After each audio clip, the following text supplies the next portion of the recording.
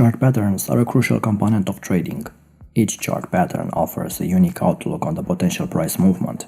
Today we'll discuss one high probability continuation formation, known as the flag pattern, and by the end of this video you'll know exactly how to spot the pattern accurately and be able to trade it confidently and profitably.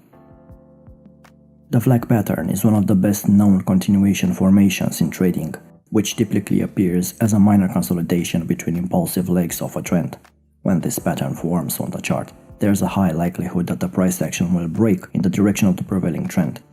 The flag pattern consists of two parts, a flag pole and a flag. Let's take a closer look at each of these two components.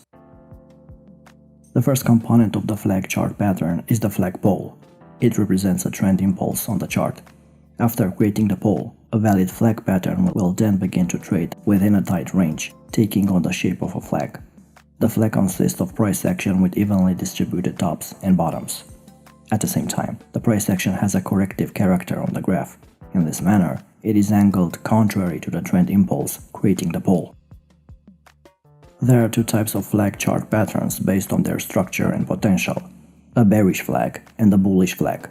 Each of these is the absolute opposite of the other. The bear flag pattern forms during bearish trends. The figure starts with a bearish trend impulse and turns into a correction, which is directed upwards. During the correction phase, the tops and bottoms are evenly distributed, creating a parallel channel. The confirmation of the bear flag setup comes when the price action breaks the flag channel boundary downwards. When the breakout occurs, we have the opportunity to short the asset. The bull flag pattern is the opposite of the bear flag pattern in appearance. First, it forms during bullish trends. The pattern begins with a bullish trending move, which then pauses and turns into a minor bearish correction. The tops and bottoms of this correction are parallel as well. The confirmation of the bullish flag pattern happens with the upside breakout, and we would prepare for a long position. The flag pattern has a continuation potential on the chart. A valid flag pattern is likely to push the price action further in the direction of the flag pole, the trend impulse. In addition to this, when you spot a flag formation on your chart, you can measure the approximate price target of the formation. There are two targets related to the flag formation.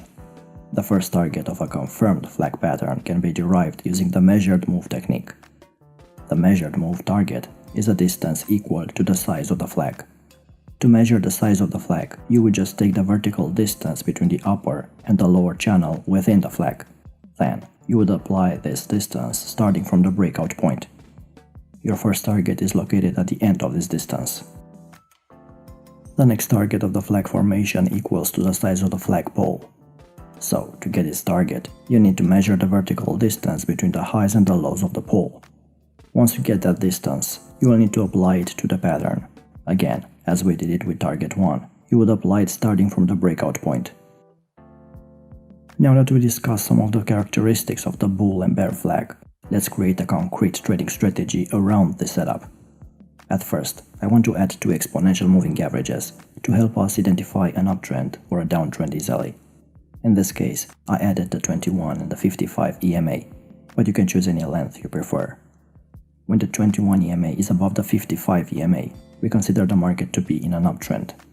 So we want to start looking for the bull flag pattern when the 21 EMA has crossed above the 55 EMA. If the 21 EMA is below the 55 EMA, we will look for bear flag patterns. Why this filter? Because when the market is trading above the 21 EMA, for example, it means there's a strong momentum to the upside, and any bull flag patterns that are formed above the 21 EMA have a higher chance of succeeding.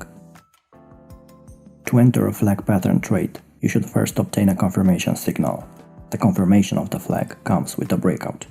If you have a bullish flag, you will buy when the price action closes a candle above the upper side. If you have a bearish flag, then you would sell the asset when you see a candle closing below the lower level of the pattern. One basic rule should be considered when determining the proper stop-loss placement. If the price breaches the opposite side of the breakout, then you should immediately exit the trade because the pattern is most likely false. The most logical location to place the stop-loss would be beyond the most extreme swing within the flag structure. So, if you are trading a bullish flag, then your stop should be placed below the lowest bottom in the flag. The take profit for the flag pattern should be addressed using the two targets we discussed earlier. It's up to you which target you are going to pursue. However, I would suggest taking profit at each target level to reduce risk and book profits. To enter into a trade using the flag pattern, I also prefer to look for a candlestick pattern that forms on the dynamic area offered by the two EMAs, namely the engulfing candle and the pin bar. These two candlestick patterns are the trigger for us to get into a trade. If you trade a bullish flag, for example, and you have a bullish candlestick that forms on the 21 EMA, it suggests that the EMA has held up as a dynamic support level. At the same time, a bullish candlestick pattern suggests that the market has a good chance of going up after its formation. Basically, you want a confluence of these elements to give you a high probability of the trade working out. So how do you get into a trade once these candlestick patterns appear? There are two main entries. The first one was to wait for a breakout, which is a more conservative way to trade. The second entry method is a more aggressive entry because you don't wait for a confirmation of the move and take a trade before the breakout, at the close of the candlestick pattern inside the flag pattern, or at the break of the high or the low of the candlestick. By confirmation, it means to wait for another event to happen to give you a better indication that the market will go up, for example, if you trade a bull flag. This means you don't wait for the breakout to happen. With this entry, you will have a higher risk-to-reward ratio for the same take-profit level, but the trade-off is that you will get stopped out more often. The ideal scenario would be a pin bar or an engulfing candle that forms right when the price breaks the flag, but this is a rare setup. I prefer to have a confluence of factors, namely the price rejecting the dynamic area formed by the two EMAs, the formation of a candlestick pattern, and a flag breakout. With any trading setup, the more signals you have supporting the direction of your trade, the higher the chances of your trade working out.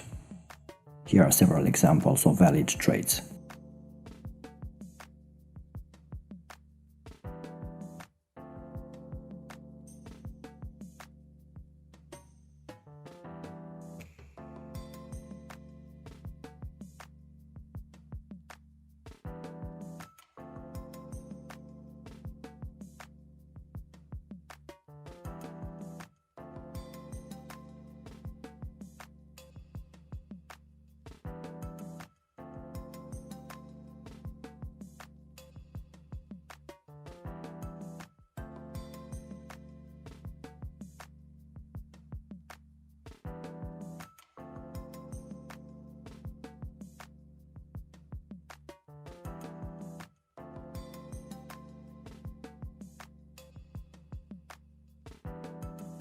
If you trade stocks, many traders use volume as an added confluence of trade signals.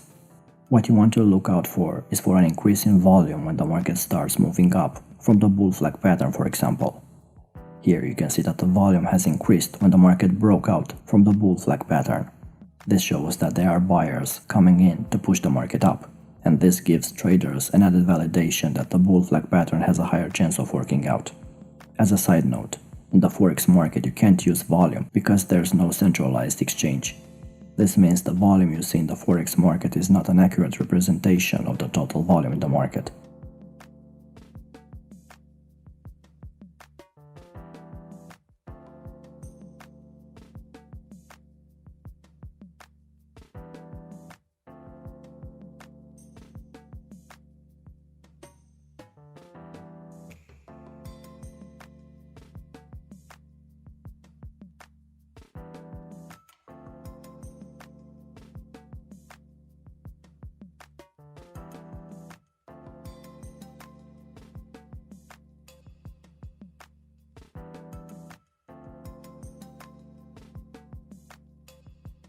You can also increase the flag pattern's probability with divergence. A divergence is when the market is moving in a different direction than your indicator. There are a few indicators that can identify divergences, but what I like to use is the stochastic oscillator. To identify a divergence on the bull flag pattern, for example, what we're looking for is for the market to be forming a higher low, but the stochastic oscillator to form a lower low. This is called a hidden divergence. Also remember the previous confluence elements we discussed before. Thus, at the point where the candlestick pattern is formed, we want to see the stochastic oscillator to form a lower low. Here's an example. We have hidden divergence, as the market is making a higher low, but the stochastic oscillator is making a lower low. The setup is even more powerful if it contains a candlestick formation or if the price rejects the dynamic area formed by the two EMAs. So whenever you are looking for an entry, you want to see that there is a hidden divergence to give you the added confidence that the flag pattern will work out. Here you can see that the market is clearly in a downtrend. The 21 EMA is below the 55 EMA and the market is forming lower lows and lower highs. The market went down and formed a bear flag pole in a few bars. After that, the market started consolidating and moved sideways. If you notice, the bars are relatively smaller as well. This is a sign that the market is preparing for a possible downwards move. Just as the price entered the dynamic resistance area, it formed a bearish engulfing candle. At this point, you can see that the stochastic oscillator is indicating a hidden divergence. So this is a valid trade signal.